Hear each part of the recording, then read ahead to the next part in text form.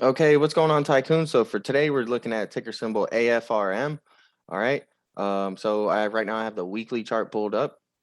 I like this one a lot currently. I just day traded it recently, within the past week or two. So to me, it looks like we have a very beautiful cup forming, okay, on our weekly chart.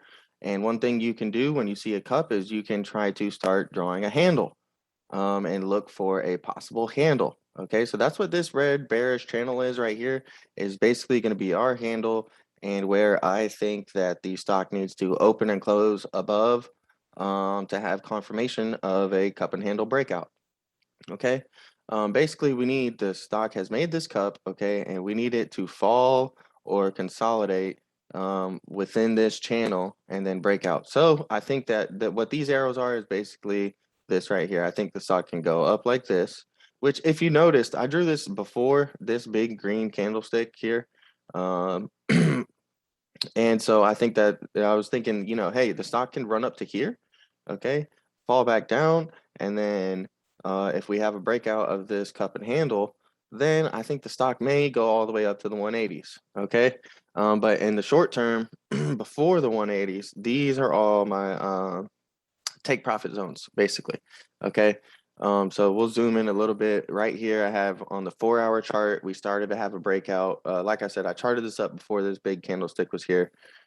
This is my 4-hour breakout zone. This is my basically resistance in the middle of that. This is my daily breakout zone, my resistance in the middle, and then my weekly breakout zone. Once we get past 155.77, I think that that is when we can look to possibly see the 180s. All right. So we will go down to the 1-day chart, to the daily chart. Okay. And what I'm actually eyeing it for is because of these big juicy gaps down. Okay, this gap was a little bit bigger originally, and I scalped some day trades on AFRM whenever it started to fill that gap and got about 50%. So that was good. So right now I'm just letting it chill. I'm personally just watching this one. You could look for some call options, but I'm personally just going to be waiting on some puts. Okay. I want to catch these gap fills on the puts. So we have daily gaps down to 93 and 69. LOL. Everybody loves 69. So what you can see here is we have some bearish divergence going on from this point basically to here. You can see that the stock made, here's our high, and we made a higher high, okay? The RSI, here's our high, and we made a lower high. Okay, so higher low, I'm sorry, a higher high, and then a lower high on the RSI with higher high and higher high on the stock price action equals bearish divergence. We are looking at the daily chart. So I would expect this to affect the stock. Here, hold on. Let me redraw this now that the stock it's been a couple days. So, boom, high, higher high, high, lower high, bearish divergence. That's what that is. Okay. So, while I do think that we still have some bullish momentum in this stock, we do have bearish divergence on the daily chart. So look to start see some bearish activity within the next few days. It might not happen the next trading day, but look for some bearish activity within the next few days. All right. These gap fills are going to be really juicy. Okay, so 93 and 69. All right, make sure you catch that 69. All right, we'll pull up the 1-hour chart so we can see a little bit more short term what I think the stock is going to do. All right. What I think is that we have a couple things, honestly. Hold on. 4-hour chart. Sorry, not the 1-hour chart. But yeah, so basically what we have here is some more bearish divergence. Okay, so we have a higher low. Here's our highest low. Or I'm sorry, here's our highest high. Here's a lower high. Here's a lower high, and here's a lower high. And the stock has made our high, high, high, high. All right. So the stock has made higher highs, and the RSI is making lower highs. So that's bearish divergence. All right. So with that being said, I would look for the stock. If we are in a bullish territory, we think the stock is going to go up more. We need to be trading above this trend line right here. Okay, because right now this is going to be our resistance.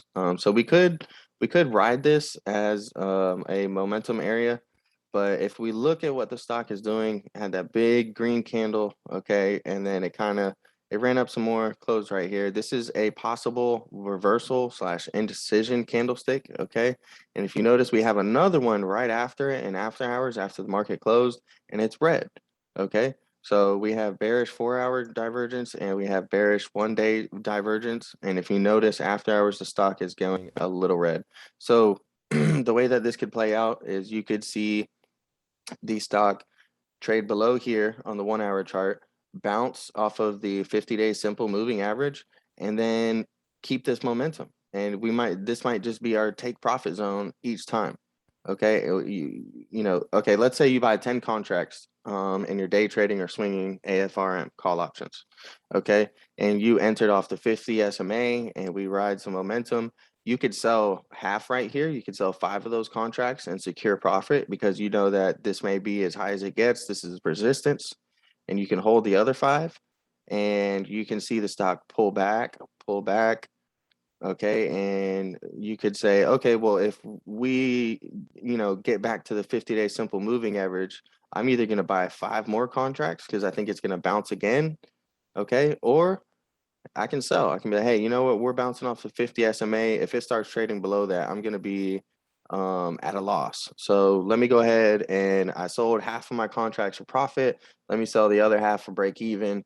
And that could be a strategy to where, hey, you know what, I want to be a little bit more risky. I want to see if I can get 100% on these call options. So I'm going to hold half of them and sell the other half for profit to guarantee. And if it doesn't happen, then hey, you just sell at break even or you sell for a small loss and you still made money on the other half. Also, the reason I'm saying you could only sell half is because we may hit here, see resistance, fall down a little bit, and then we could start we could have a bullish breakout and start trading above this trend line.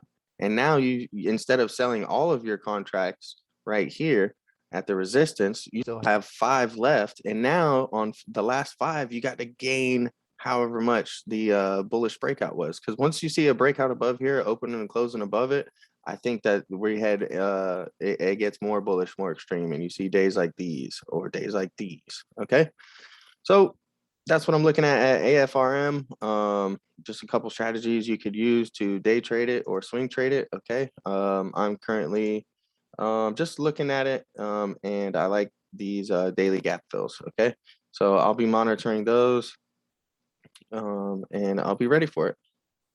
Thank you guys for watching. Let me know what you think about ticker symbol AFRM. Have you guys been trading it? What are you trading? Leave a comment down below.